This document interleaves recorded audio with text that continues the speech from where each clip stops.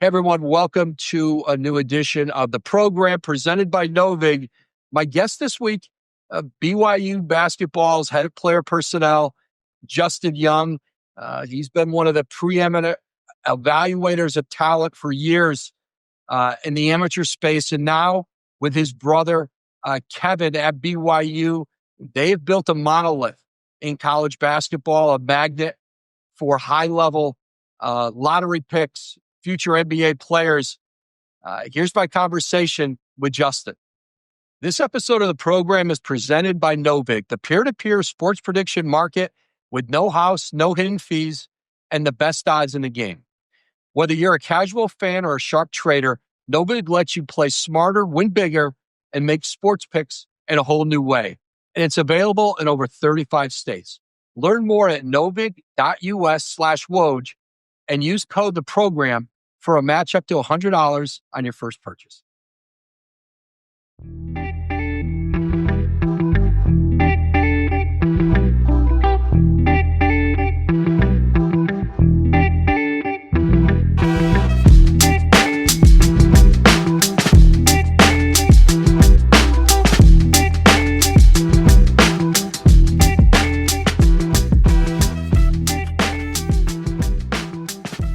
Here with Justin Young, who runs player personnel at BYU. Justin, great to be here with you. Yeah, this is great, Woj. Appreciate you having me on. Just a couple old yahoos back together again. This is great. That's right. Obviously, both of our careers started at very different places, although you have been in player evaluation, player personnel, really your whole life. And now it's just an extension of the work you've done forever at BYU, which, Justin, you guys have really been on the cutting edge of, I think, everything in the portal era, now the NIL rev share era. And listen, BYU was always very good in basketball. It has produced pros. It's produced a lot of NCAA tournament teams, but it's gone somewhere else here in the last few years with Kevin Young now as the head coach. But the support, there's no community in the country that supports its team more, supports its programs more than Provo and Utah does BYU. Was the change in the landscape, did that give BYU a chance now to maybe be involved with players that they couldn't in the past or weren't in the past, that financially there's a commitment there to do it with anybody in the country? It was the perfect storm of so many things happening all at the right time, right? And it was moving up to the Big 12, which I think was the most important thing. And so then when you change the expectation of the league that you play in, then you have to have different resources that are poured into it. You have to have a different vision for how you want to execute the program. It was Kevin's timing on his career in the NBA, seeing this opportunity at a unique place like BYU, one of the few places that I think that he probably would have considered for him and his family to go there. It was this couple-year window where the collective had a lot of opportunity with no real guardrails to go out there and to go do stuff. And so all these things, it was accumulation of that. And then on top of that, just I think the maturity of the state of Utah, the valley, the Utah County, the Salt Lake City area, of that area growing with a lot of tech, a lot of people moving there from all over the country. And so we see like this maturity of the community happening as well, which then in turn gives you a lot of support for this program. It was the perfect timing. It all hit the right time. And I think the product for what we've been able to do on the basketball court with Kevin's vision has really kind of shown right away that it can be successful. So I think, listen, man, we know how it is in life. Timing and luck is everything for a lot of things that are successful. And I think this is a perfect example of that. You talk about Kevin and, coming from, at the time, the Phoenix Suns. He was the associate head coach. And I was in the middle of, I think, a few of those courtships and covering those with Kevin. And he was the rare coach. And I can't think of another, certainly in recent memory, who legitimately chose a head coaching job in college over being in the NBA, where he was an NBA assistant, was really at the top of the cycle of what was available for NBA head coaching jobs.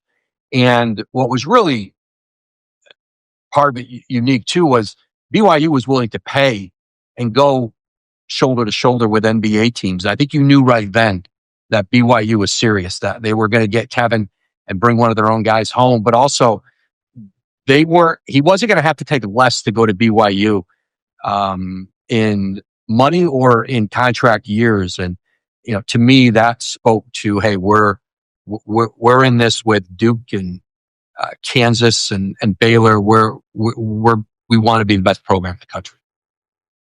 Yeah, the leadership at BYU is competitive. And I think that is the thing that I've really come to appreciate in kind of watching and being with Kevin through this process of seeing the leadership and how competitive they are, but how strategically competitive they are. And they knew, going to get Kevin was probably, I think, internally and maybe for the fan base, like, this is a long shot. He'll never do this. But when you kind of saw like what they were willing to invest into the program, was a pretty easy decision to say, yeah, you know what, from top to bottom, there is support there through the administration, through the athletic department, through the academia, the people that help raise the money, the people that donate to the program. There were a lot of people that are very, very competitive to be very good.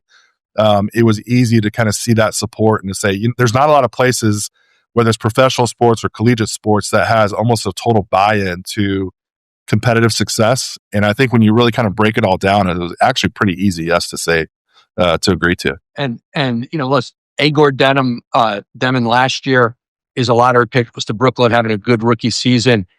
And then AJ this season, and bringing in the consensus number one player, an East Coast kid who went to prep school in Utah and then ends up with you guys at BYU. He's been everything I think you could have hoped and more. But I think, listen, financially, you were able to compete with anybody on him. But there were other schools who would have went the distance and were willing to go the distance on AJ. You sold them more than just that. And I think it's being able to really sell that NBA, Kevin's NBA pedigree. And,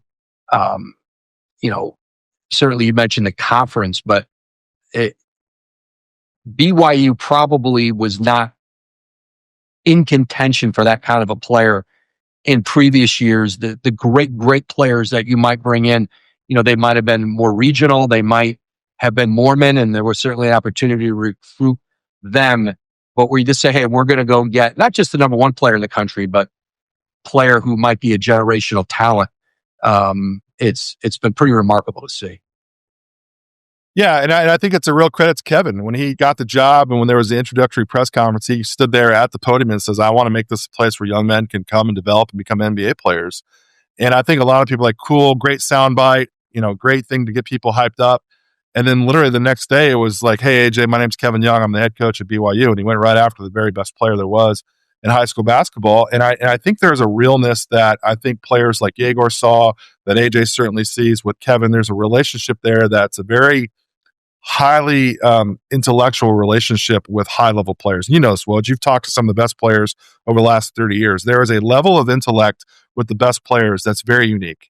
And I think there is a relationship there with Kevin with some of these top players that they really bond on. And I've seen that firsthand with AJ and him this year, and just their communication. And it's really remarkable. And there's a trust. It's not forced.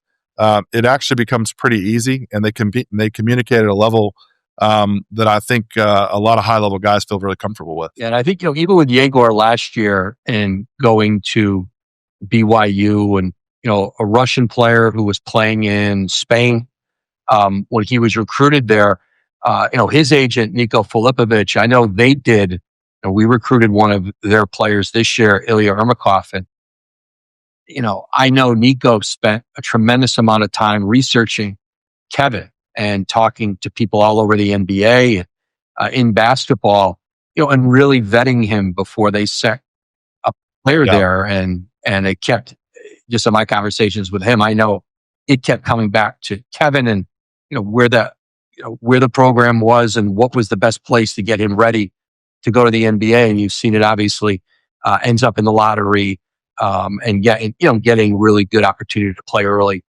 with the Nets. Yeah. And that's a big piece, I think, for us, and just kind of like our whole conversation with players and with agents and people that help make decisions. It's like a lot of people can get you there, but how do you really make an impact when you get there? We've seen that with Yegor. He's been playing great, shooting the ball very, very well, which is funny because that was a big question for a lot of NBA teams. Can he shoot it? And now he's one of the best shooting rookies there is in the NBA. And just the foundational pieces of what you need to think about. How can we help you get ready? How can we help you be impactful?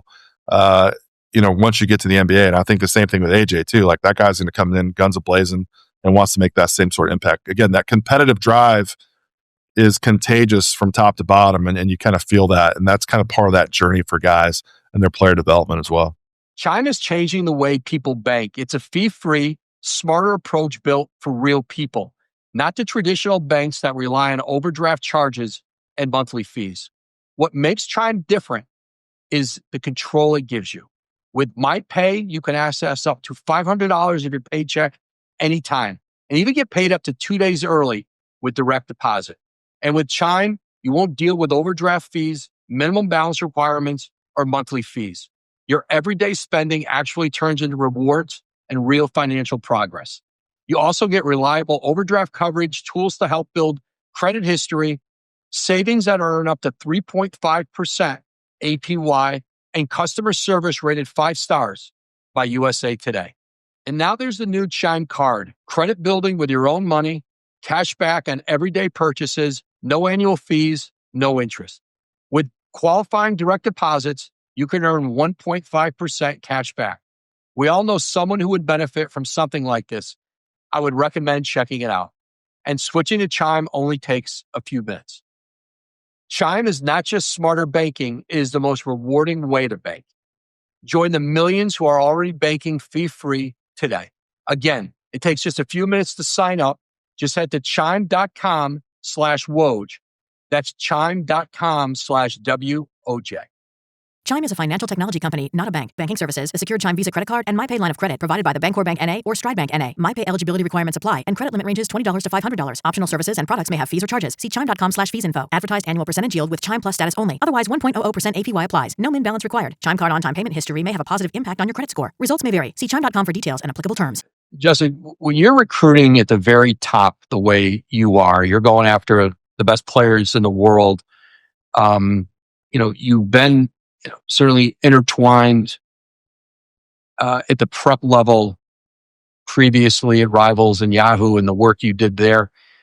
But seeing now how certainly global recruiting is, and certainly RevShare NIL has really opened up, the international market. Players who would have stayed and just played for club teams now are coming over. There's just more players available, not just in Europe, but all over the world. Yeah. What have you learned about trying to evaluate levels of play internationally? If somebody's in the EYBL, if they're at Teach Jam, if they're playing at the Matha in DC or Stepanak in New York, you know the level, you have a sense. If you're recruiting a player out of the portal from, the Mountain West, the Atlantic 10, the SEC, you have a sense of the level they played at in the competition. But in Europe, it's different, right? Because guys are in such different leagues, and we're all trying to understand, how does that league compare? What's his transition going to be like? Is that the biggest challenge overseas right now? I think it is. I mean, it was an interesting summer for me. You and I were together in Europe, in Switzerland, in Serbia. I mean, I grew up in basketball in Atlanta, in the deep South, the best athletes there is probably in the world when it comes to basketball. So I'm so used to seeing the game played above the rim, seeing guys like Anthony Edwards that are coming up. And like, that's my point of view. That's the flavor that I'm picking in the ice cream parlor, right? Like, that's the type of player that I like. Going over to Europe this summer and spending a lot of time over there, it was really interesting because the game wasn't played like that at all. And so like, I'm having to almost recalibrate the way that I'm thinking and trying to judge apples to apples. Is it size that I'm looking for? Is it mobility that I'm looking for? Does IQ outweigh the athleticism? So it's almost in a weird way for me personally, I've had to walk it back a little bit to square one to really think about what are the things now that I evaluate from a European player? What are the things I evaluate and value differently for a player down in Australia, New Zealand, like these different regions of the world? And in a really weird way, at this point in my career, it's actually been really fun to almost go back to that. And now I feel like we have a pretty good feeling for the type of player that we know that we can go get out of, La Liga, or we can get out of Serbia. Or like there's different, player types and archetypes. And I think that's the thing that I think a lot of programs now, we hear this a lot in the NBA within scouting. What's the player's archetype? And I think that's being applied to, at least for us in our scouting department, what kind of player archetypes we're looking for. So when Kevin says, hey, I want to make sure we can go look for XYZ type of player. Okay, well, cool. Well, I know that player exists in Spain, or that player exists in Atlanta, or wherever it may be. I just think it gives you a lot more buckets to evaluate, which means a lot more time watching film, which is obviously the big challenge now, I think, for collegiate programs, is if you're really serious about being a contender and how much time you put into evaluation.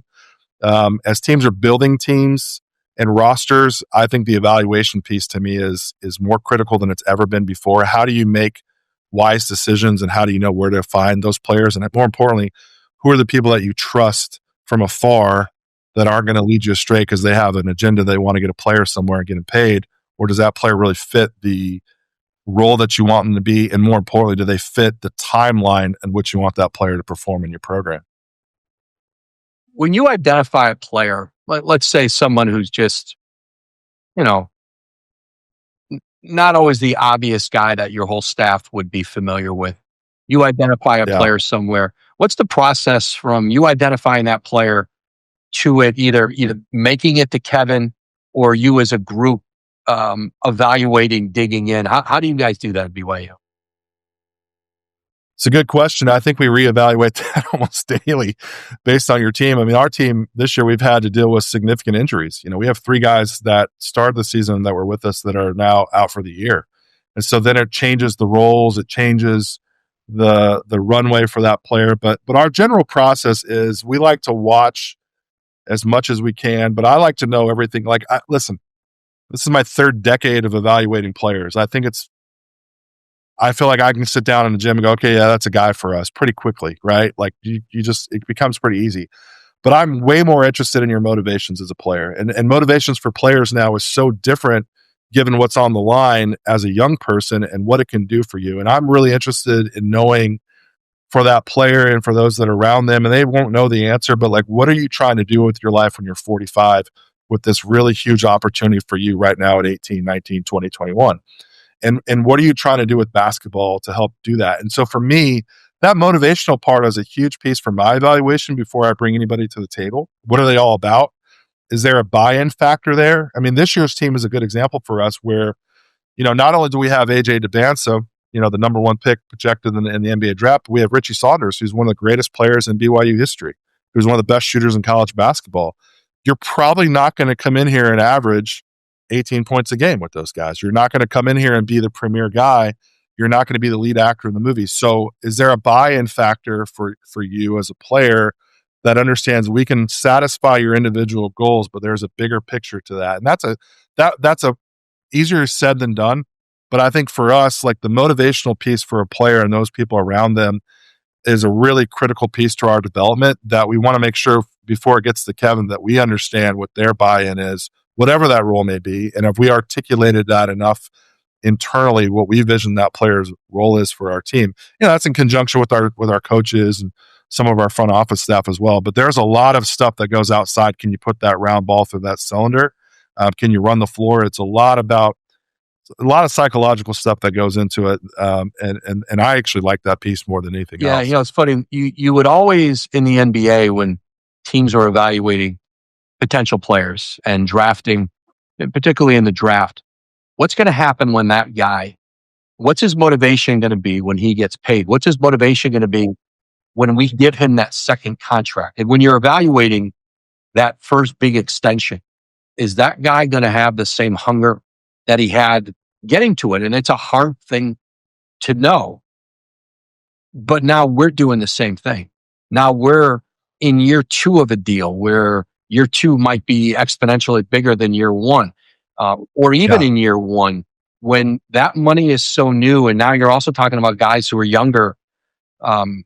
Those guys are much younger than even the players who would be out to their second contract in the NBA, not as far along in their makeup, their development. And I think those are the questions we have to ask too about how it impacts them as a teammate, how it impacts how they play with others, how it impacts their willingness to come back to the gym and get extra shooting in after practice, or or be in the weight room, all those things, because the money does change things. Yeah, it does. And that's the hardest part. I say this all the time. I can see a kid show up to an 8 a.m. game in an AAU tournament in some podunk city, and he's excited to play. And I don't doubt that he's excited to play, but I don't know what he thought when he woke up at 6 o'clock that morning. Like, I don't know what his motivation is. And so, like, to me, like that motivational piece, it's no different for adults, right? It's no different for why you show up to work. What's your purpose? Like, I have a big family I have to support, so I'm going to work really hard to support my family, right? And so, to me, the motivational piece is something that it still is really hard to get down to that, but then you really just have to kind of trust your gut. They tell me the truth. For us, we're pretty fortunate. BYU is a different type of place. I think when people come to school there is a purpose greater than oneself, and I think that carries into our athletic department. And people that come to this school, I think, are attracted to that type of lifestyle, right? Like, there's a bigger purpose to what you know me as. And I think for us, that's a big piece of the people that we want to recruit and the families they come from, the coaches they're around, their agents. And we've I know pretty quickly on talking to somebody on the phone, whether it's a family member or an agent, whether or not they would be comfortable in our community. And I know community and culture and all that's kind of a cliche, but it's a real thing for a lot of programs. And pretty quickly whether or not the motivations are there, that it will blend. And not only will it blend, but it will thrive. And I think for me, like, that's a big piece. Because, I mean, listen, there's only a handful of guys that are unique guys. AJ's one of those guys, but most college basketball is everybody else. And there's a lot of those players that are out there. So how do you find the ones that can come there and that you can develop? And that's ultimately up to the player, what he's motivated by every day. Hearing about the strategy behind roster building reminds me of how Novig approaches sports predictions. It's all about making sports plays with the best odds. On Novig, you're in control, matching up directly with other fans, not the house. No vig, just fair matchups. Learn more about Novig, America's #1 sports prediction market, at novig.us/Woj, and use code the program for a match up to $100 on your first purchase. Justin, there have been a lot of coaches. I think my sense is much more the coaching community that has had an issue, maybe even some outrage at, Baylor signing a player that had been in the NBA draft, had gone 31st overall, had played in summer league, but had never signed an NBA contract, was in Europe. Baseball players are in the draft, hockey players are in the draft, and yet can come back and play college sports.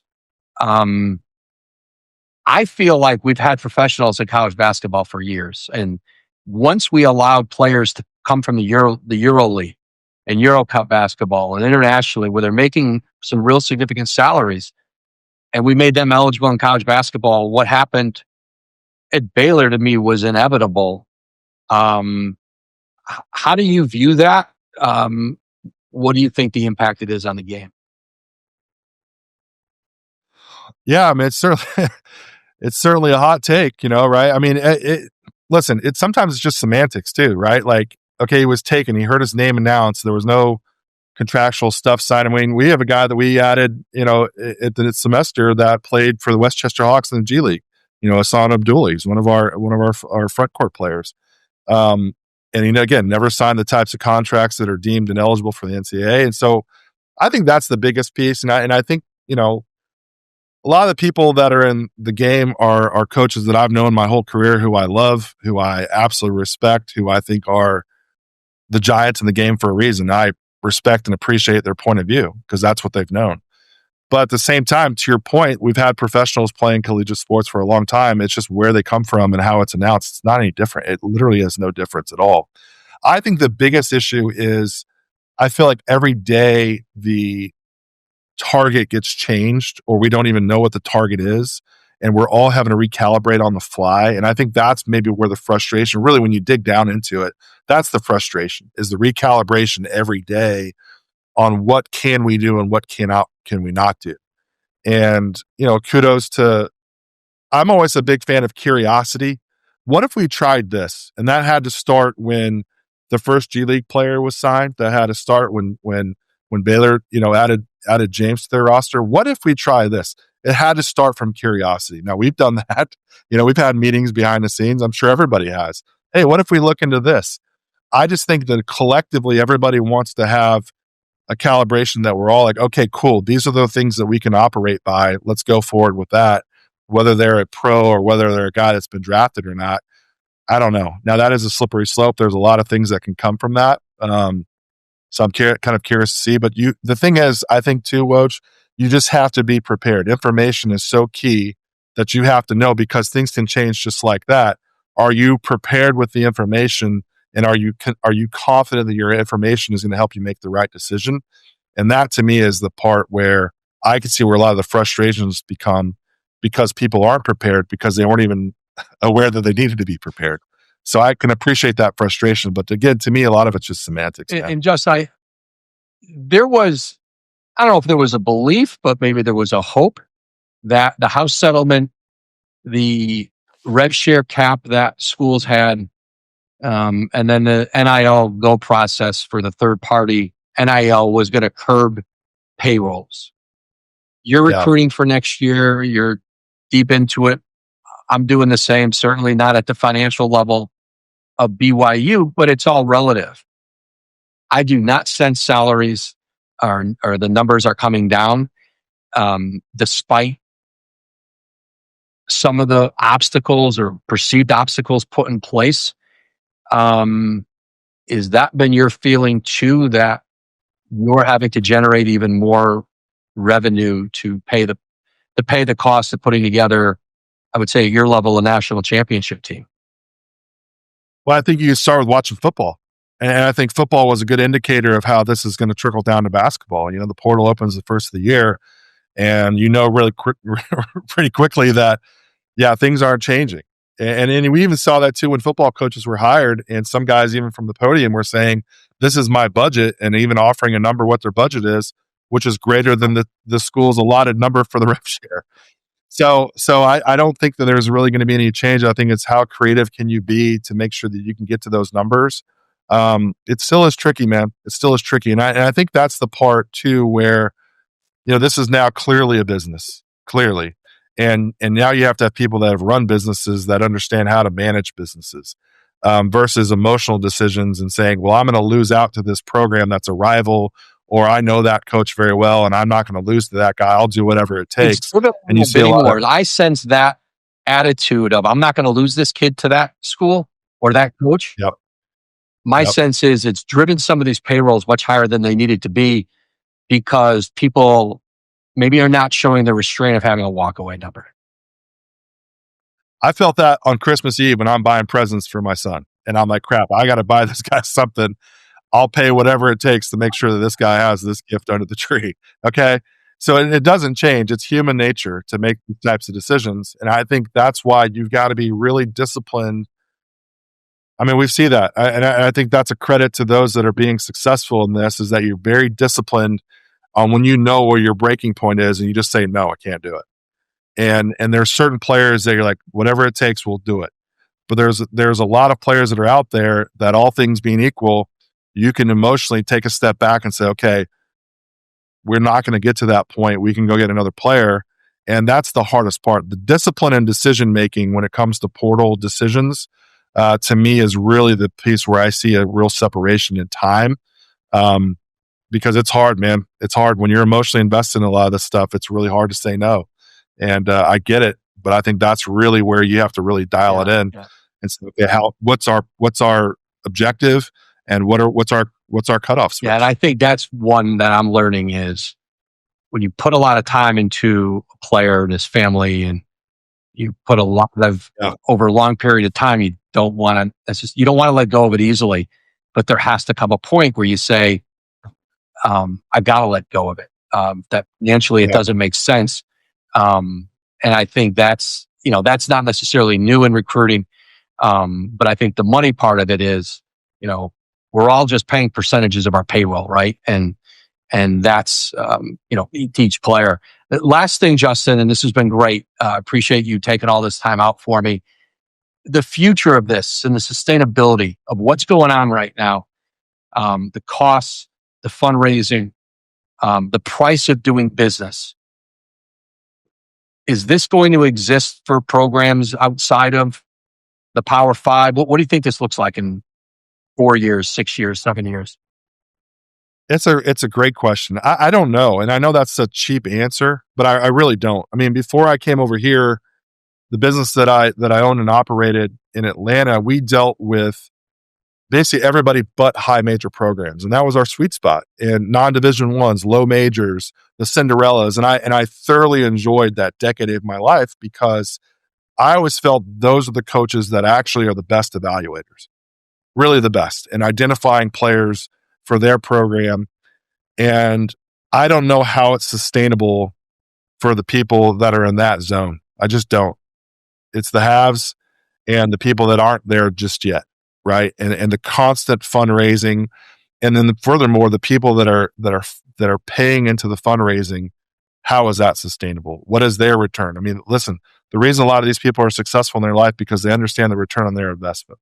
And so, like, are they feeling like their support to a program is being honored? Is their return on that?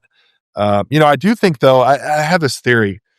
This is the first time where people that can't own a pro team can feel like they own a pro team.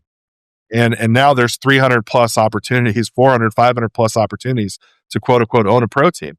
And when you're very successful, that is a ego switch that is pretty fun to play with, I would imagine.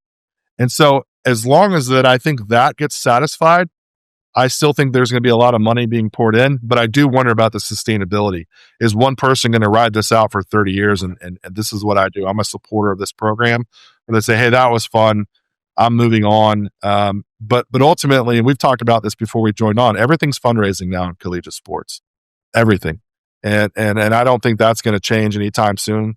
But there does need to be, and I think everybody in collegiate sports will agree, regardless of what sport you're in, there needs to be a clear-cut, rules of engagement for this thing, and there needs to be a more leadership at the top. And it's a brand. Listen, it's we've made such a significant change in something that hasn't changed hardly at all in 100 years, and that is a massive tidal wave to overcome. And we just have to have more leadership, more smart people having good ideas, and really trying to put that into operation and executing it. And that just takes time. Absolutely. Justin, this was a lot of fun. Appreciate you taking out so much time. Good luck to the Cougars here the rest of the way. Thanks. Good luck to the Bonnies as well. Thanks to BYU's Justin Young. We'll be back next week with another episode of the program.